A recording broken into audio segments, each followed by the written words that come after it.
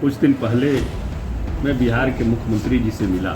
हाँ, ये बात सही है कि ये हम लोग उस पर पहले से बोल करके लंबा चौड़ा नहीं किया कि क्या करेंगे, कैसे होंगे। कि हम राष्ट्रीय जनता दल के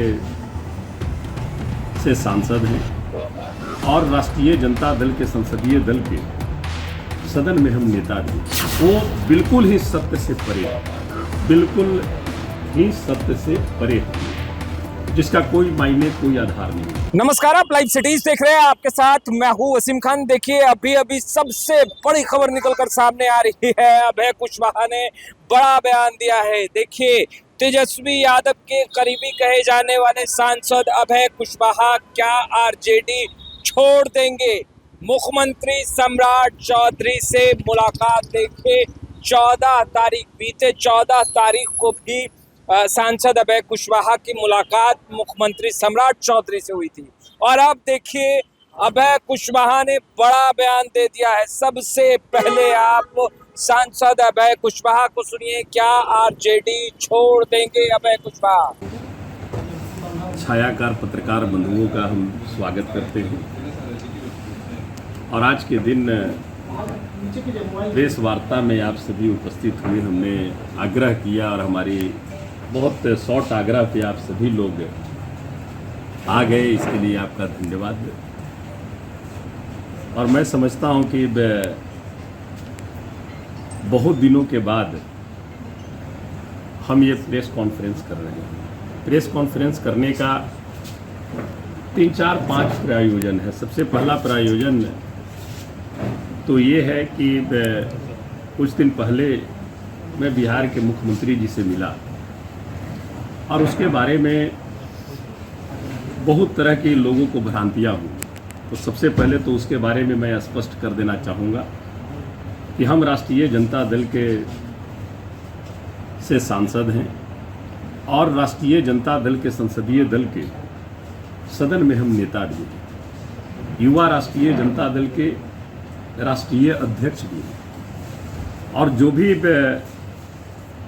मुख्यमंत्री से मिलने का जो भी न्यूज, जो भी चैनल चलाएं या सोशल मीडिया पे आए, वो बिल्कुल ही सत्य से परे है, बिल्कुल ही सत्य से परे है, जिसका कोई मायने, कोई आधार नहीं है। बिहार के सीएम में किसी पार्टी, किसी जात के नहीं होते। बिहार के मुख्यमंत्री सभी के मुख्यमंत्री होते हैं। और हम जब से औरंगाबाद लोकसभा की महान मतदाता मालिकों ने हमें जब से मौका दिया है, हम हमेशा ये प्रयास करते रहते हैं कि हम अपने लोकसभा क्षेत्र में जो भी समस्याएं हैं, जो भी मूलभूत संरचनाएं हैं, उसको हम कैसे सजाने का काम करें, उस पर हमारा फोकस रहता है। उसी क्रम में हमारी मुलाकात पहले भी हुई थी माननीय मुख्यमंत्री जी से और इस बार 14 तारीख को भी हुई। 14 तारीख को चूंकि हमारी राष्ट्रीय कार्यकारिणी की बैठक थी, युवा राजद की, 5 बजे तक के टाइम नहीं मिला था, लेकिन 5 बजे के बाद सीएम आवास से हमें टाइम मिला कि 7:30 बजे आपको टाइम मिला है, आ जाइए। और मैं गया। बहुत सारी सवाल थी। एक तो सबसे महत्वपूर्ण था हमारा रोड, जो छकरबंदा से देव प्रखंड के कचनपुर को जोड़ने वाला। वो लेटर मैंने पहले भी दिया था और इस बार गया की दिशा की बैठक में उसका जिक्र भी आया। पदाधिकारियों ने काम करना उस पर प्रारंभ कर दी। लेकिन मैं जानता हूँ कि सिर्फ लेटर दे देने से ही वो काम नहीं हो जाएगा, उसके लिए हमें बराबर लगे रहना पड़ेगा। और इसी संदर्भ में उस दिन भी मिला तो उस पर चर्चा हुई। मैंने कहा कि 16 से 18 किलोमीटर कच्चा रोड बना हुआ है। कच्चा रोड वो वन विभाग से हमेशा बना हुआ है, वन विभाग की ज़मीन है और सरकार अगर निर्णय ले लेगी तो वन विभाग की जितनी भी ज़मीन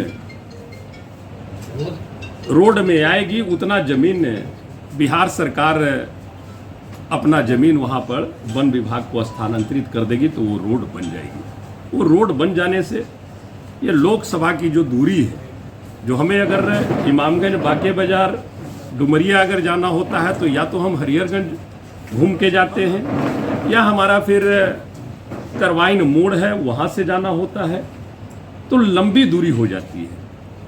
तो ये एक हमारा विशेष आग्रह था और उसी आग्रह को उन्होंने कहा भी मुख्यमंत्री जी कि नहीं, इम्पोर्टेंट ये रोड है, ये आपका पथ हम बनाएंगे। हमने भी धन्यवाद दिया। एक और मुख्य पथ है जो आप सभी जानते हैं कि अम्मा से देव तक के SH 101 वो ऑलरेडी देव तक के बन चुकी है। उसका जो शेष भाग है मदनपुर से खिरियामा मोड़ से कासमा गुड़ाड़ू प्रखंड के होते हुए वो पथ जाकर के मिलती है मेडिकल कॉलेज गया के पास। 42 किलोमीटर लंबी दूरी उसकी बची हुई है। उसके लिए भी आग्रह किया हमने कि से बोलिए ऑलरेडी बन चुका है, अगर इस साइड से अगर रोड बन जाती है तो बीच से एक बहुत अच्छी कनेक्टिविटी हमारे लोकसभा क्षेत्र को मिलेगी लोगों को, उसका आग्रह था। फिर एक और करीब 1.5 साल से हम प्रयासरत में थे। हम एनर्जी कमेटी में भी मेंबर हैं और उसी के तहत हमारा प्रयास था कि हम औरंगाबाद ज़िले में कुछ ऐसा नया चीज़ करें, क्योंकि रिन्यूएबल एनर्जी का अब ज़माना आ गया है। हमने बहुत प्रयास किया, ज़मीन यहाँ खोजा। हाँ, ये बात सही है कि ये हम लोग उस पर पहले से बोल करके लंबा चौड़ा नहीं किया कि क्या करेंगे, कैसे होगी। लेकिन बारून में हमें ज़मीन पता चला कि 500 एकड़ भर ज़मीन है बारून में जो किया जा सकता है। हालांकि लोकसभा क्षेत्र हमारा नहीं था, लेकिन हमारी जिला थी।